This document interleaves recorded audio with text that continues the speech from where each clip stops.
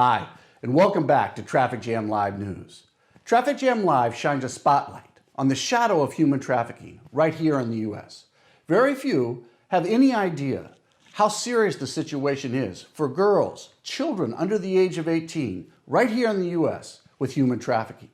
There's a thing called Metcalfe's Law that says the value, the power of a network is proportional to the squared number of people in that network. Okay, that's a mouthful, that's a formula, but the gist is you add value, you add power to that network. So if you're new or relatively new to Traffic Jam Live, we encourage you to subscribe, like, share these posts, share posts of other anti-trafficking organizations. That's where we build the value, the teamwork that can take on and disrupt and dismantle human trafficking.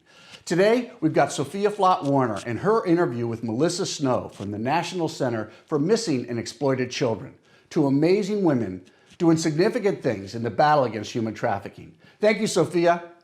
I am so excited to have Melissa with us. She works for the National Center for Missing and Exploited Children, and we have a great show planned today, and we're going to learn all about them. Thank you both. Thank you, Sophia. It is just an honor to be here with you today and to be sharing about the work that we're doing at the National Center for Missing and Exploited Children. She's the Executive Director of Child Sex Trafficking Programs at the National Center for Missing and Exploited Children. Melissa has worked in the anti-trafficking field for nearly 20 years. Her work in Baltimore led to the development of the first comprehensive community-based anti-trafficking program. She joined NCMEC in May of 2013 and transitioned in 2016 to work for the FBI for 3.5 years. In 2020, she made her way back to NCMEC. During her time with the FBI, she served as the Child Victim Program Coordinator in the Victim Services Division.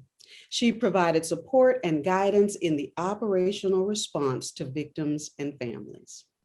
In her current work at NCMEC, she oversees efforts to support law enforcement and others in their work to identify, locate, and recover survivors of child sex trafficking. A truly remarkable career. Welcome, Melissa. Thank you so much, Sophia. Thank you for having me. It has just been such an honor to work in this anti-trafficking field for so many years and to work with such incredible organizations. As you mentioned, I did start with National Center for Missing and Exploited Children. We also shortened that by saying NCMEC because we know that that's definitely a mouthful. And started in 2013 with them and did that stint with the FBI. But it is just such truly an incredible organization, and the people who work there are just remarkable. And so when a position opened as executive director and they consolidated some of their child sex trafficking programs under one division, I just jumped at the opportunity to come back to this incredible organization and team. We're going to jump right into our questions. So NCMEC has a strong focus on education. Would you please tell us about your NetSmartz and KidSmartz programs? Absolutely, Sophia. Thank you so much for asking. So, at NCMEC, we really believe that prevention is key to all forms of the exploitation that we deal with, sex trafficking, of course, included. And now more than ever, because of COVID, kids are spending more time online, whether it's, hybrid learning, distance learning, and then also in their off time, they're spending time online through their phones, through apps. And, one of the things that we just feel very passionate about is that, talking to young people early, talking to them frequently, and really empowering adults, educators, and other community members with the information on how to intervene in these young people's lives and how to have these conversations with them is absolutely crucial to preventing any form of exploitation and keeping children safer. So the two programs that you mentioned, NetSmartz and KidSmartz. So NetSmartz has resources for both adults and children, elementary age, middle school age, and high school, on topics such as cyberbullying, sexting, online enticement, as well as resource focus. So talking about social media, right? And some of the aspects of that adults need to be aware of to keep young people safer, and some of the aspects that young people need to be aware of when they're online to keep themselves safer. And we approach this learning style both for adults and young people in a way that I think is really empowering. So it's really focused on meeting young people in an age-appropriate way where they're at in their learning styles, right? The information that they need to know through videos, through music, through games, through activities. It's all about making it fun, right? We want to make this learning opportunity fun for young people, meet them where they're at and the information that they need to receive, and then engage them in providing the information that will allow them to know what to look for and then know what to do when they see something, right? And I think that's one of the most important aspects. There's a lot of kind of fear-based information out there, and we really want to approach this from a space of curiosity, right? We know young people are going to be online.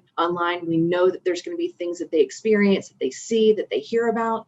And so we want to equip them with the tools to know what to look for and then what to do when some of those things happen. Similarly, with the parents, we want to make sure that they're approaching this from a space of curiosity, right? So I have a 2-year-old, I have a 14-year-old, and I have an 18-year-old. And so we have had conversations, online safety conversations for many, many, many years. And I've used a lot of these resources to have those conversations. And I love the fact that engaging in those conversations early on, making them a normal part of your conversations with, the kids that are in your life, whether it's your own kids or kids that you are working with in a school environment, just creates a safe space for those conversations. And I think I hear a lot of times from parents that they are nervous sometimes about having these conversations because they realize that they're walking into a conversation with, especially their teenager, where their teen is going to know more about these platforms, these apps, this technology than they will ever know. And we just have to own that, right? That's absolutely right? The teen is going to know much more about this. They're going to be hearing about all the new apps and everything that's going on. And so if we can create space for this to be more about relationship building, right? As a trusted adult, as a parent, as a guardian, I want to know what's going on in your life. And if part of that life is spending time online in social networking sites and apps or whatever, then I want to know about that, right? And giving kind of the driver's seat over to that young person to say, you can actually teach me something, can be a really great opportunity for kids and parents and adults to have conversations and create space for learning together. The KidSmartz program is really focused on our younger kiddos, right? So age, kindergarten through 5th grade. And again, takes that same style of approach of games, apps, learning, music, and really just making it fun altogether. That's amazing. Thank you for sharing that with us. Now, there is a really great extension to NetSmartz. Could you give us a little insight into the cloud? Yes, so we are really excited about Into the Cloud. It is available on NetSmartz. So NetSmartz and KidSmartz.org with a Z is how you can access both of those products. And the Into the Cloud is on the NetSmartz.org website. And this is our flagship online safety product for children ages 10 and under. All this is free online. You can access everything free online. And the thing that is most exciting about the Into the Cloud, so we have 2 seasons and they're very short videos. These are animated, cartoon-like videos that really appeal to kids ages 10 and under. And one of the things that's very cool about how we developed this was that everything was very data-driven. So we used information and data that was based on actual reports to our cyber tip line. So cyber tip line is a online reporting platform that NCMEC operates for the public and electronic service providers on instances of child exploitation. And so what we did was we looked at the data from our cyber tip line to figure out, what do young people need to know most about, right? How can we get ahead of some of the things that we know are going to be coming at them, some of the online safety challenges, dangers, and equip them with the information that they need to know early on so that they know, again, what to look for and then how to respond. So, these topics cover online safety, strategies from how to handle cyberbullying, recognizing and reporting unsafe or inappropriate interactions and content. So we're getting a really great response from folks that are checking out Into the Cloud, and I'm really excited to share it with the folks that are listening and watching today. That's awesome. I love a good preventive measure. Me too. And I love that you've used data to drive the cartoons, right? No, who thinks of that? That's wonderful. Yeah, that's great. Absolutely.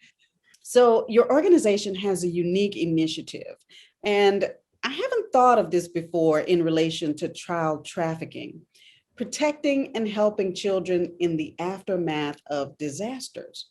Would you tell us about that and also about the National Emergency Child Locator Center?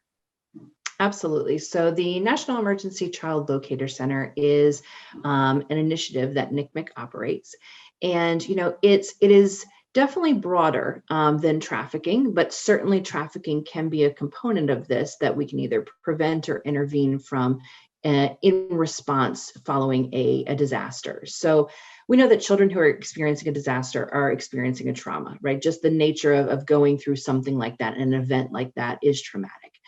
We also know that kids that are separated from their caregiver or their parent in response to a disaster increases the trauma that they are experiencing. The next layer of that, of course, is that a kid who is not connected to a caregiver, we know has increased vulnerability for abuse, abduction, exploitation, including child sex trafficking. So where this all came from was in 2005, following Hurricane Katrina. Our organization handled over 34,000 calls related to that incident. And we also helped resolve over 5,000 missing child cases reported to NCMEC following Katrina. So because of these efforts, and this was just our day-to-day activity, right? Katrina happened and our call center just took on these types of calls, responded immediately, and we did what we do every day, which is collect those reports, assign them to our case managers, leverage analytical assistance, and work with law enforcement to try to reunite children with their families or caregivers. And so because of these efforts following Katrina, Congress later mandated the establishment of the National Emergency Child Locator Center, which NCMEC operates during any presidential declared disaster. And so the primary and the much broader mission is to assist with the reunification of any child that's become separated from their parent or legal guardian during a disaster. Certainly we know, and we've seen this again and again after many of the natural disasters that have happened domestically and internationally, is that predators are going to seize that opportunity to take advantage of people who are in vulnerable situations.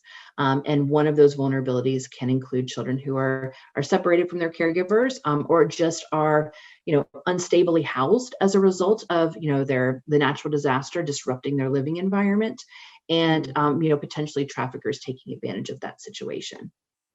That's a huge responsibility, and I'm very impressed. Thank you all for that work. That's just amazing. Thank you. So your organization has several programs. They're really awesome. Which do you find are currently having the most significant impact?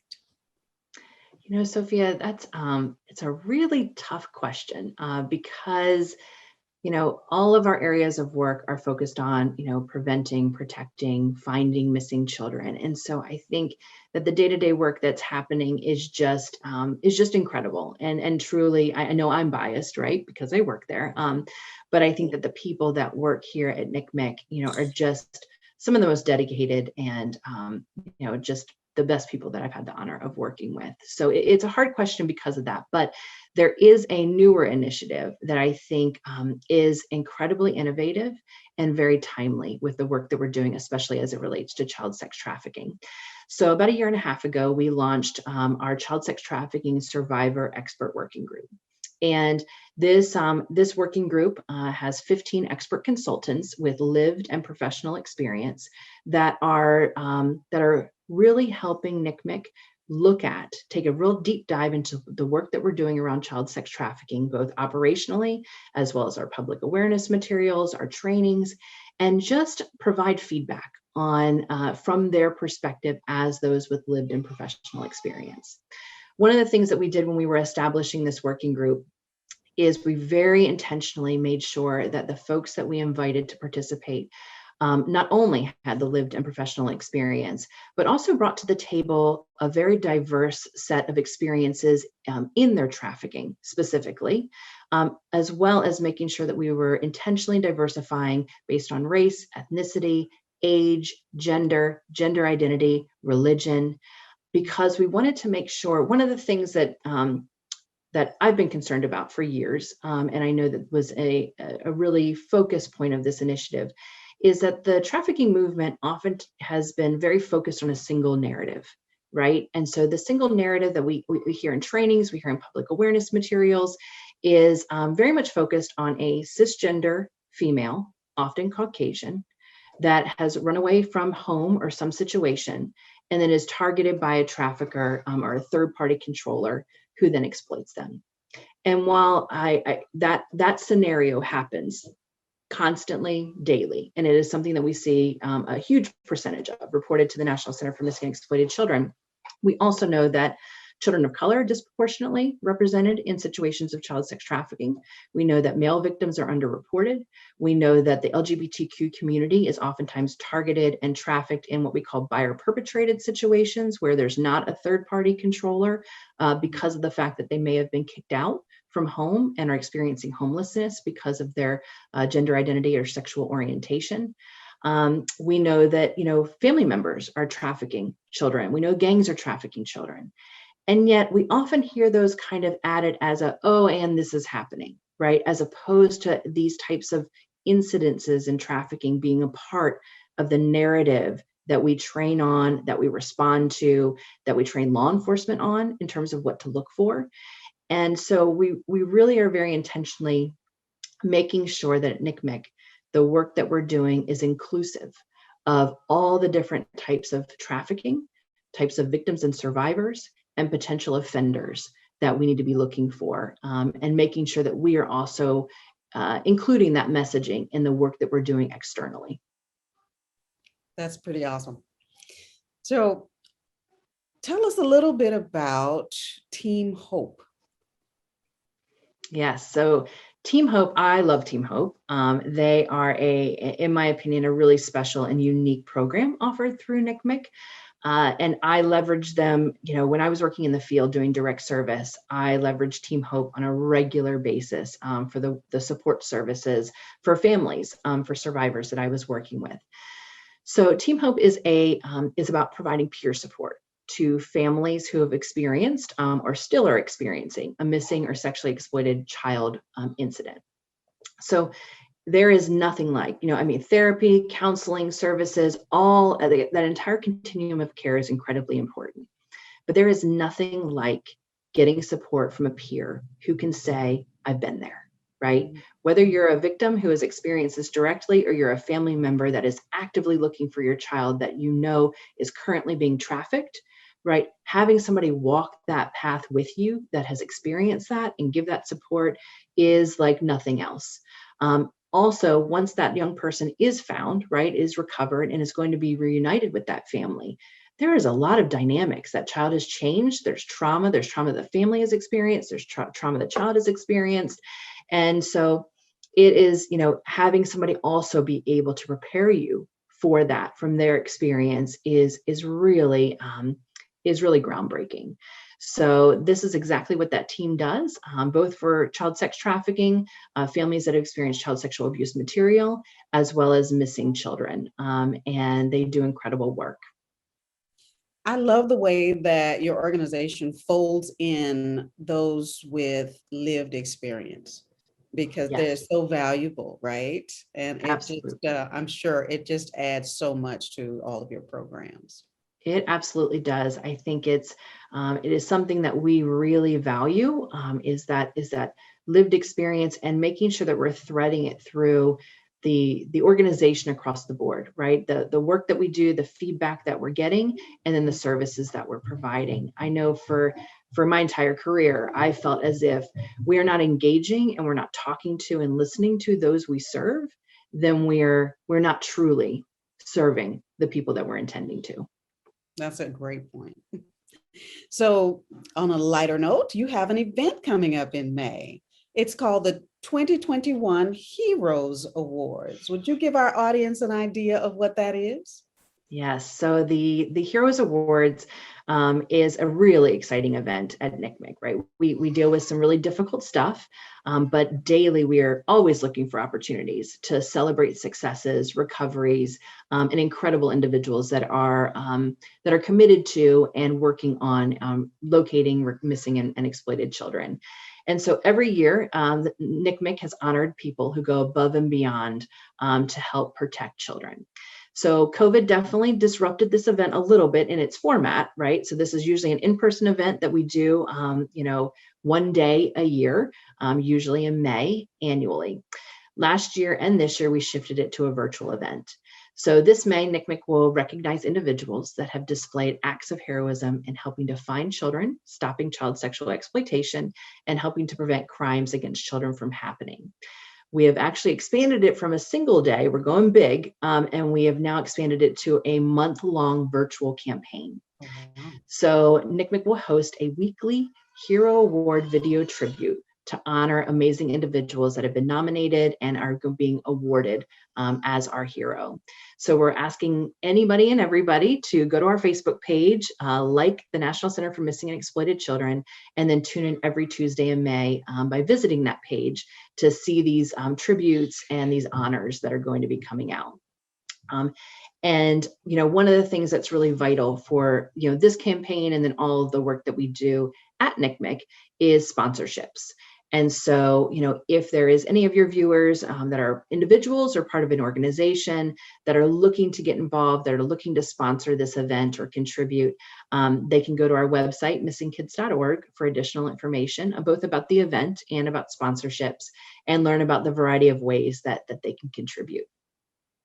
That sounds wonderful, right? Thank you for sharing that. So we're going to take it to a little bit more of a serious note now.